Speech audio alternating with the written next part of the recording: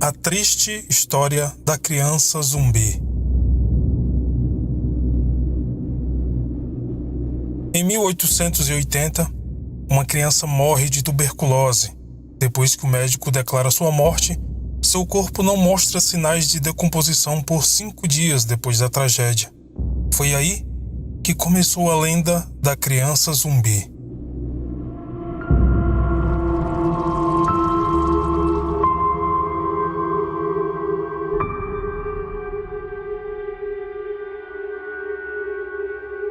Entre as muitas epidemias que quase exterminaram a humanidade, uma das mais recentes foi a tuberculose. A doença atingiu a Europa e a América na virada dos anos 1800 e 1900. Na época, a tuberculose era incontrolável e tudo o que podia ser feito depois que a doença era contraída era testemunhar o inevitável curso da morte. A tuberculose, muitas vezes, esgotava aos poucos a vida dos doentes e os forçava a passar dias em sofrimento, onde muitos entravam em coma antes da morte. Hoje, com o avanço da medicina, tornou-se mais fácil para um médico entender se uma pessoa realmente está morta ou não. Mas mesmo assim, existem inúmeros casos conhecidos de pacientes dados como mortos que acordam no necrotério, ou pior ainda, dentro do caixão. No caso do vídeo de hoje, nós nunca saberemos se tudo não passou de um erro grosseiro de avaliação ou se foi realmente um fenômeno paranormal. No entanto, muitos consideram este como o único caso confirmado de zumbi. Note que na época não se falava de zumbi da forma como tratamos no cinema hoje em dia. Na verdade, eu contarei a história de uma criança que, apesar de ter sido declarada morta, sobreviveu 5 dias sem qualquer sinal vital, para então finalmente alcançar a paz eterna. Tudo começou em dezembro de 1879, em Pitcherville, Pensilvânia. Hoje, a cidade se chama Orange. O filho da família Bellingham contraiu uma tuberculose devastadora, e embora os pais fossem ricos, havia pouco a se fazer. Na época, os médicos só conseguiam aliviar um pouco o sofrimento do enfermo.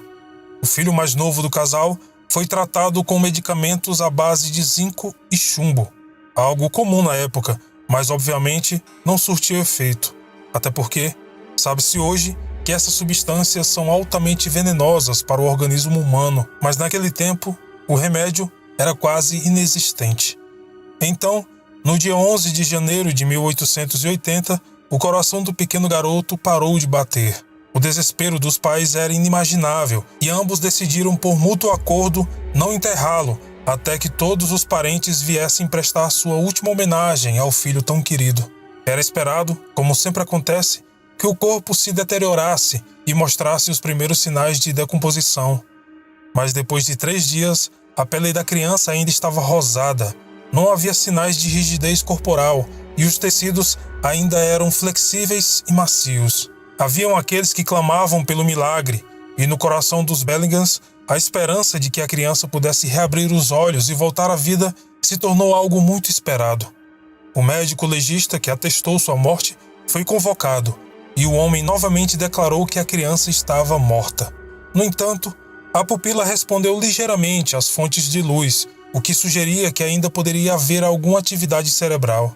O corpo estava quente e não havia sinal de rigor mortis. Apesar de numerosas tentativas de reviver aquele pequeno corpo, não havia mais nada para fazer. O médico, talvez interessado em documentar o caso, solicitou ao prefeito de Pitcherville uma autorização para adiar o enterro, por considerar aquilo tudo uma situação extraordinariamente incomum. No 5º dia, no entanto, uma das cenas mais comoventes aconteceu.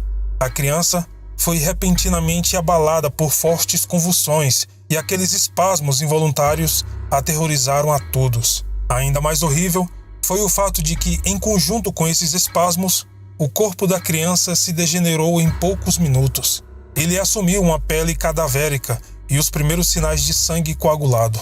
Infelizmente, depois desse ataque epilético, 2 dias de horror inevitável se seguiram, quando a criança finalmente endureceu e ficou roxa. O corpo começou a se decompor e o enterro foi providenciado. Naquele dia, 18 de janeiro de 1880, o filho do casal Bellingham foi enterrado no cemitério da aldeia, em meio aos gritos desesperados da sua mãe, que alegou que ela ainda estava viva. Mas o que realmente aconteceu com a criança? Bem, depois de tanto tempo, não é possível responder a esse questionamento, mas acredita-se que tenha sido um caso de morte aparente, associada a um derrame profundo. Hoje, talvez, uma reanimação efetiva poderia ter sido tentada e, quem sabe, poupada a vida da criança, mas são apenas suposições. Nos tempos modernos, casos de morte aparente são bem conhecidos e documentados, mas com toda certeza naquela época deve ter sido algo aterrorizante. O fato foi documentado e até hoje permanece para apreciação os laudos e detalhes acompanhados pelo médico da época, na prefeitura da pequena cidade de Orange.